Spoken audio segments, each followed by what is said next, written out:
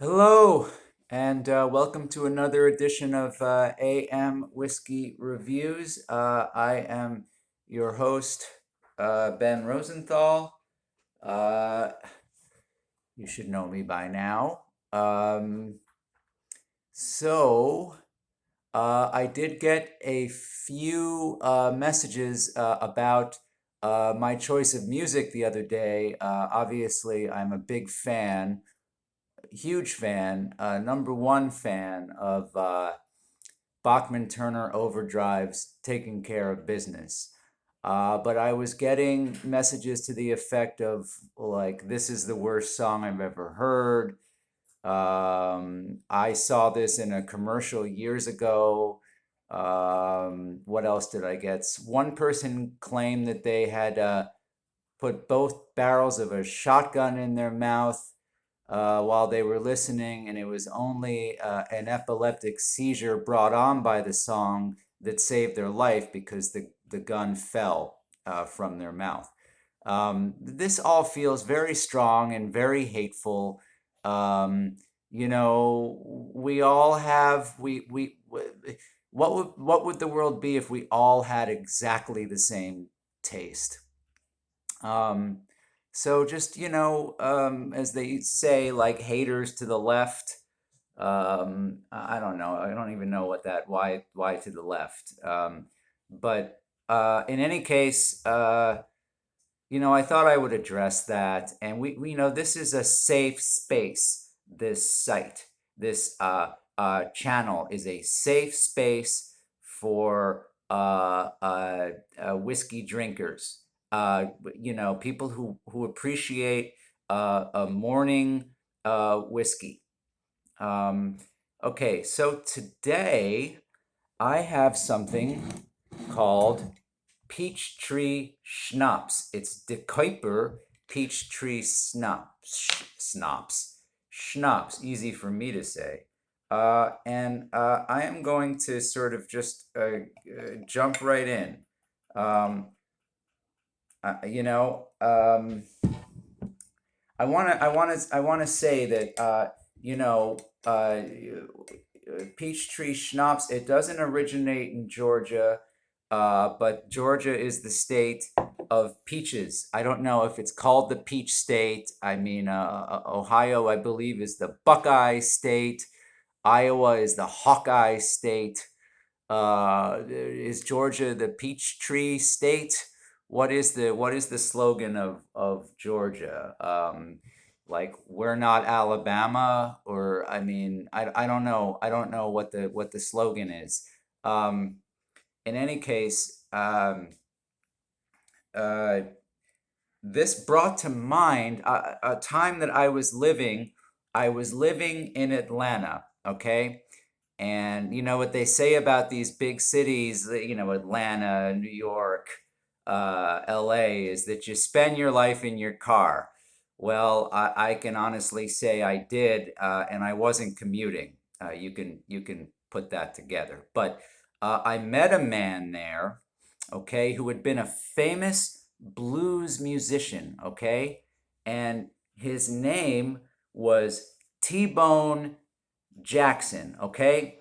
And he had come up with like Blind Lemon Jefferson and Muddy Waters and all these, famous blues artists, okay? And he was better than all of them. They all would attest to that. Um, the thing is that, as he was on his way to his first big concert, he was going to actually open for Solomon Burke. He was T-boned, okay, by a manure truck, and he lost the use of his arm. But like Django Reinhardt, he learned to compensate for his disability. He was able to recover, and he learned how to do more with his other playing hand. And he could go back and forth. He could do the fretwork, and he could do the strumming, the picking with one arm. Okay. And you think a blind guitarist is impressive? T-Bone Jackson was even better. Okay, now 10 years later, okay, he was starting to gain the notice of everybody. I mean, like Muscle Shoals knew about him, all these people, okay? But it turned out he got T-boned by a Peterbilt 18-wheeler on what was then called Route 66. Well, he did not get his kicks on Route 66. He got kicked by the man upstairs, if you know what I mean, and he lost the use of his other arm. Uh, that did not deter him. Okay, he was what would you call it? You know, he was going to fight it with all he had. So he learned how to play, okay, with his tongue. He could play with his tongue. Now, he had a lot of experience using his tongue. In fact, supposedly he taught Gene Simmons of Kiss how to use his tongue in a very salacious manner. He was very supple with his tongue, T-Bone Jackson. And he became even more supple. And he became the best tongue player on both coasts. In fact, across the entire world. I mean, there really wasn't a lot of competition for tongue playing. And he was on a roll again. I mean, there were bands coming in, everybody from like the Rolling Stones to the Clash. I mean, even people who didn't really come from a blues tradition were amazed. They'd give their eye teeth to be able to see him live and meet him. Well, he was T-boned by two very wealthy high school girls in a Volkswagen Cabriolet. And wouldn't you know it, he lost his tongue. Girls were unscathed. They were fine, lest anybody worry. They went back to college, and as far as I know, they're living very, very full lives. But he lost his tongue.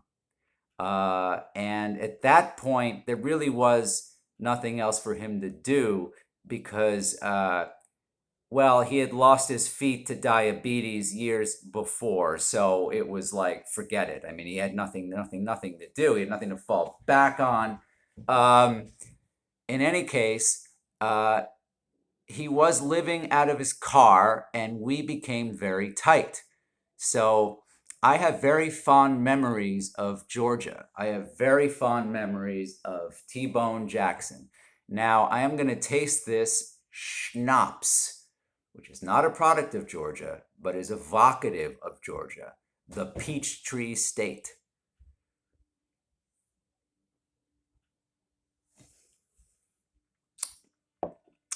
Oh man, it tastes like a Jolly Rancher. I could down this whole bottle right now. If you really want that Jolly Rancher experience from your alcohol, you got it, baby. You got it right here. Um, there's not much more to say. It's like all Jolly Rancher. It'd be like if you bit into a Jolly Rancher and there was another Jolly Rancher inside. I think I remember having that fantasy as a kid. Um, what would I pair this with? I would pair this with the cat is here. I would pair this with, excuse me, I've got to address this. You can get down. Thank you. I would pair this with a Civil War battle muster, one of those Civil War reenactments that they hold in like Stone Mountain, Georgia. Like you're there, you got the gum tree, and you're like popping peanuts under the gum tree. You got your gray Confederate uniform. You've like already, I don't know, said some kind of genuflected to some giant flag of the stars and bars earlier that morning.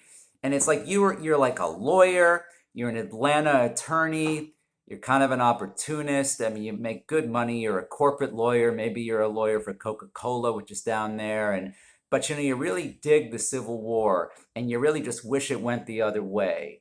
And this is your chance. Like there's a doctor, there's a construction worker, there's some really, really fat guys who normally would be wearing one of those giant draping American flag shirts that sort of fit like a muumuu.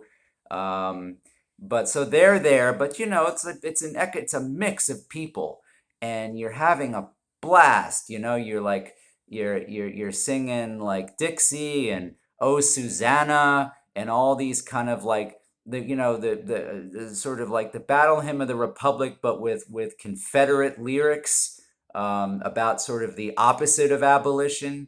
And you're there. You've got your doctor friend. You've got your pipe fitter friend, and and you're away from the office. You get away from it all. No like daily grind.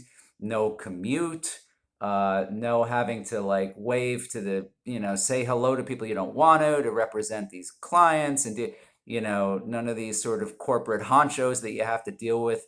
Just the fellowship of complete and total assholes. Like that's what you got now. You've got a weekend with these complete and total assholes who want nothing more than to enjoy this battle muster. Maybe it's the Battle of Chancellorsville. Maybe it's Fort Sumter. I don't know other battles in this Civil War but you're there, and you're under the gum tree, and you got your schnapps. You got a bottle of this schnapps, your De Kuyper schnapps, and you're in hog heaven, man. Um, so I would definitely pair it with a Civil War battle muster in the presence of ardent uh, racists and battle enthusiasts.